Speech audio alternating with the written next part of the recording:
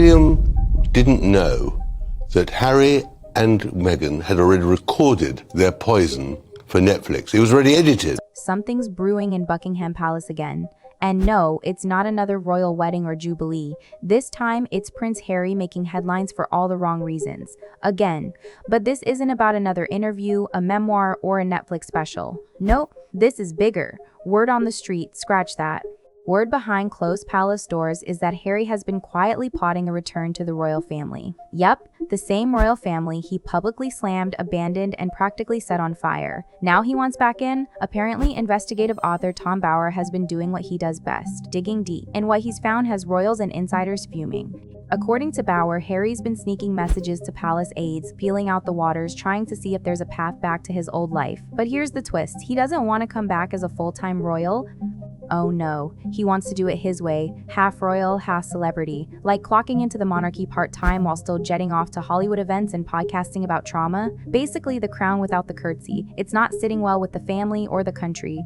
I think Diana, we all know, Diana would be shocked that we're sitting here today discussing her son as an outright. Inside sources claim the palace halls are echoing with one icy phrase, "You are not welcome, traitor."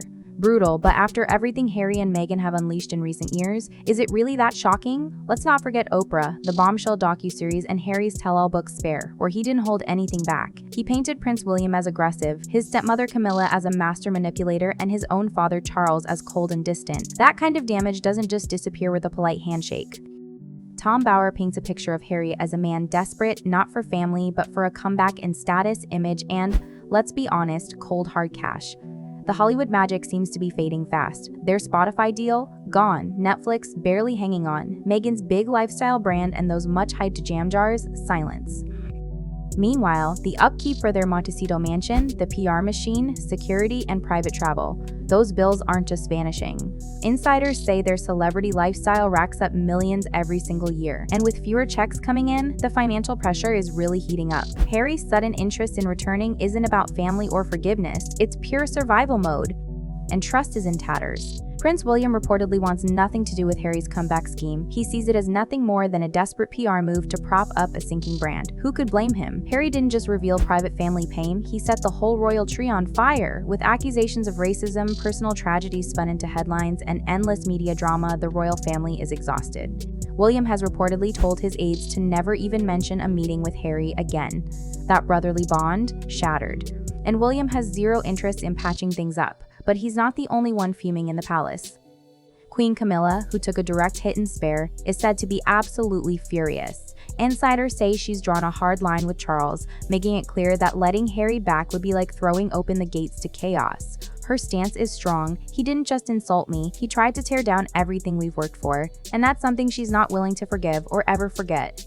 Meanwhile, the British public isn't buying Harry's sudden change of heart either. Polls reveal that more than 70% are firmly against Harry taking on any royal duties again. Social media is ruthless, with hashtags like No Way Harry and New Royal Reject blowing up everywhere. People are tired of the drama, the double standards, and the never-ending victim act turning into a business plan. One viral post summed it up perfectly: you don't get to throw dirt on the family crest and come back wearing it when Hollywood flops. Now Harry is right in the middle of the storm. No royal title to count on, no palace to bankroll the good life, and no clear road ahead. The big comeback he dreamed up, it's looking dead before it even starts. Inside Buckingham Palace, things aren't just tense, they're icy. Staff who once rushed to get Harry's tea or handle his press now refuse to even say his name. Senior aides call him the former, and not as a compliment. One source revealed, what's even more telling is how united everyone is, from King Charles down to junior courtiers. That kind of togetherness only happens when something truly serious goes down. And let's not forget King Charles. This is a man who spent decades preparing for his moment on the throne, keeping calm through scandal after scandal. But even the king, famous for his never complain, never explain attitude, has reached his limit. He's not raging, he's disappointed. And sometimes, disappointment is worse than anger. It cuts deeper. Palace insiders say Charles was crushed by Harry's portrayal of him in Spare, especially where he was called cold and uncaring. For a man who's always tried to keep the family united, that was a brutal blow. But Camilla, she's not taking the silent route. Behind the scenes, she's become one of the strongest voices in the palace, saying absolutely not to Harry's return. After decades of negative headlines, she finally secured her place as queen consort. Then came Spare, where Harry painted her as manipulative and heartless. She's reportedly told Charles that letting Harry back in wouldn't just be a slap in the face for her. It would undo years of hard work rebuilding her public image.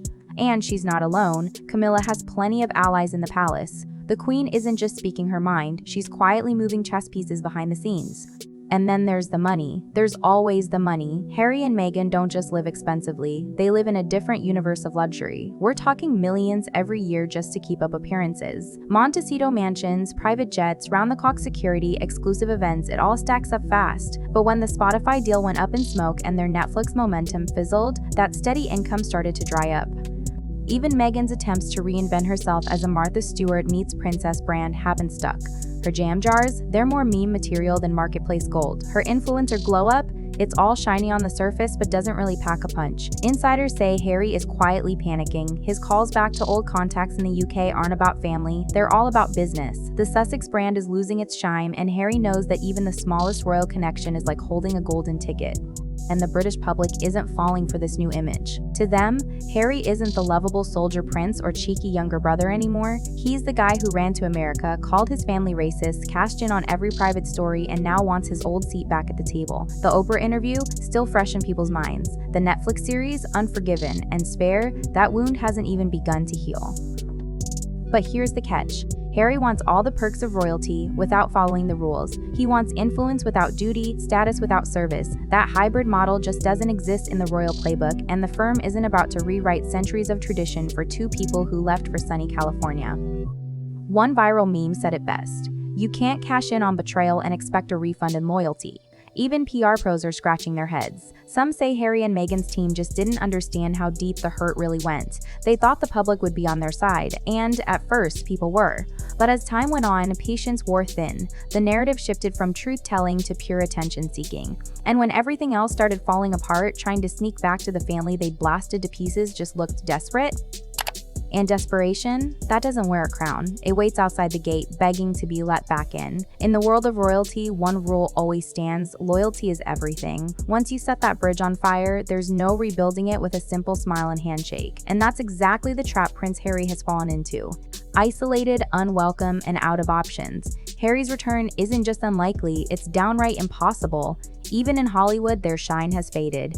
Industry insiders are whispering that the Sussexes are no longer the power couple everyone wants to work with. Executives are backing away, and it's not just about disappointing numbers.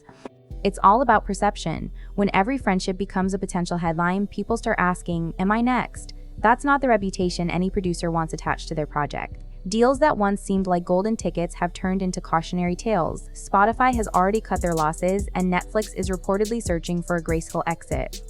As for Meghan's latest ventures, most are either stalled or quietly shelved. It's not just bad publicity anymore, it's flat-out bad business.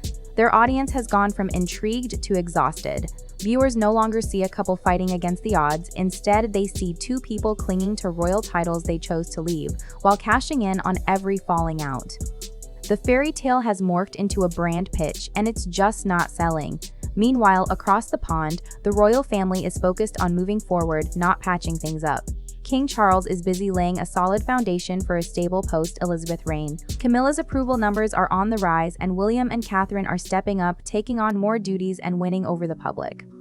The monarchy is opening a new chapter, and Harry doesn't fit into it. He's become a symbol of chaos, not tradition. Even palace staff, who once handled every detail of his royal life, now want nothing to do with any plans that include him. The message from the institution is loud and clear: no more half-in, half-out deals, no special treatment, no exceptions. The monarchy isn't a revolving door. And when it comes to family, no one is angrier than William. According to insiders, the idea of sharing royal duties again is beyond insulting. In Spare, Harry didn't just air his grievances, he exposed deeply private family moments, turning them into tabloid fodder. He painted his brother as violent, his sister-in-law as cold, and twisted their most personal pain into public spectacle. That level of betrayal isn't just personal, it's a public wound. And in the royal family, public betrayal isn't just a misstep, it's the ultimate crime. For William, this isn't about holding a grudge or being petty. It's about protecting the very heart of the monarchy. He knows that letting Harry back in any way, would shatter the royal family's credibility. You can't stand for unity and tradition with someone at the table who once turned family secrets into profit. One insider put it bluntly, William has made it clear to every advisor there's no trust, and without trust, there's simply no future together. The British press, which once offered Harry and Meghan a sliver of sympathy, has now turned up the heat to full blast. Every fresh rumor of a royal return is drowned in criticism. Headlines scream betrayal, and opinion pieces go after the hypocrisy. Online, it's even harsher. The court of public opinion has already delivered its verdict. Harry has been judged. The monarchy endures because it knows how to play the long game. Through wars, divorces, and all kinds of scandals, its greatest strength is consistency and control. What Harry brings, emotion, unpredictability, chaos, threatens that legacy, and the firm isn't about to risk it all for anyone. So now Harry finds himself standing outside the castle he once called home, watching the doors close tighter than ever before. He still has the title, he still has the bloodline, but the place? That's gone, not because he left, but because he set every bridge ablaze on his way out. And royalty doesn't chase after those who walk away. It remembers, it moves forward. The crown never bends, not for fame, not for tears, and absolutely not for regret. And the silence from the palace says it all. No carefully crafted statements, no olive branches extended, not even a discreet invitation to talk behind closed doors. Harry's absence isn't just tolerated, it's enforced. Insiders say that every time his name comes up in official meetings, there's a heavy pause, a shared understanding that the chapter is closed, no matter how loudly the world keeps asking, what's next for Harry?